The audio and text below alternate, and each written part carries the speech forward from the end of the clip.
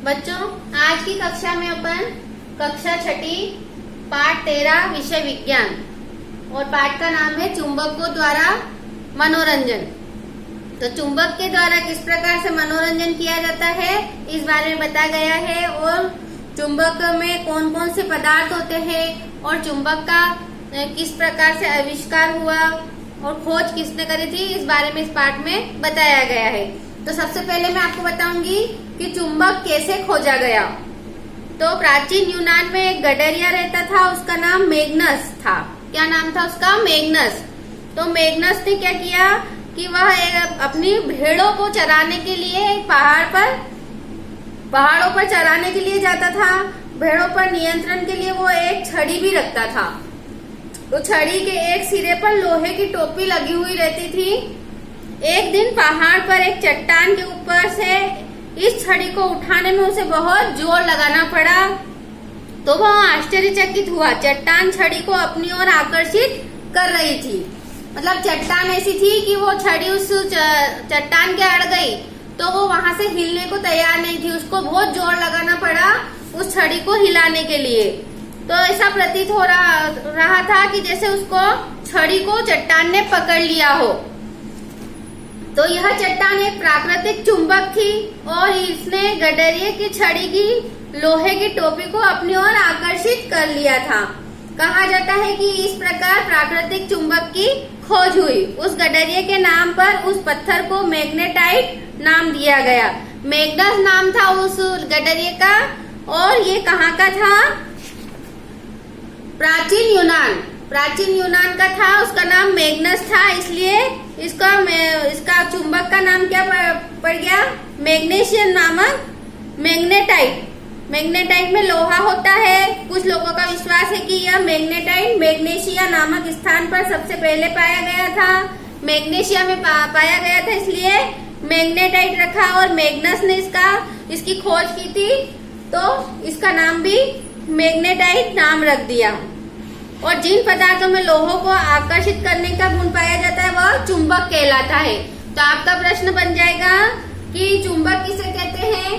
तो आप लिख सकते हैं कि जिन पदार्थों में लोहे को आकर्षित करने का गुण पाया जाता है वह चुंबक कहलाता है। अब आप देख लीजिए कि चुंबक में कौन कौन से पदार्थ, जैसे कि ऐसे पदार्थ जो चुंबकीय गुण प्रदर्शित करते हैं प्राकृतिक चुंबक कहलाते हैं। जैसे मैग्नेटाइट मानव द्वारा निर्मित चुंबक और कृत्रिम चुंबक कहलाते हैं। स्वतंत्रता पूर्वक लटकाने पर चुंबक उत्तर दक्षिण दिशा में ठहरता है और उत्तर दिशा वाले सिरे को उत्तरी ध्रुव तथा दक्षिणी ध्रुव वाले सिरे को दक्षिणी ध्रुव कहते हैं। चुंबक के दोनों ध्रुवों को अलग नहीं किया जा सकता है। सजातीय चुंबकीय ध्रुव एक दूसरे को प्रतिकर्षित करते हैं तथा विजातीय ध्रुव एक दूसरे को आकर्षित करते हैं। किसी चालक तार या इससे बनी कुंडली में धारा प्रवाहित करने पर इसके आसपास चुंबकीय क्षेत्र उत्पन्न हो जाता है, और विद्युत धारा से उत्पन्न चुंबकीय क्षेत्र एक चुंबक को विपेक्षित कर सकती है।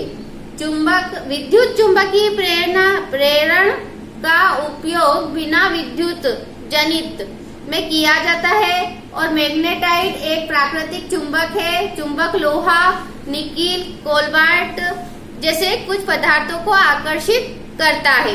ऐसे पदार्थों को चुंबकीय पदार्थ कहते हैं। जो पदार्थ चुंबक से आकर्षित नहीं होते वे अचुंबकीय कहलाते। मतलब जहाँ पर एक दूसरे को, जैसे लोहा और चुंबक पत्थर पर अपन रखते हैं, अगर चुंबक होगा तो लोहे की चीज को अपनी ओर आकर्षित कर लेगा तो वो चुंबक कहलाता है।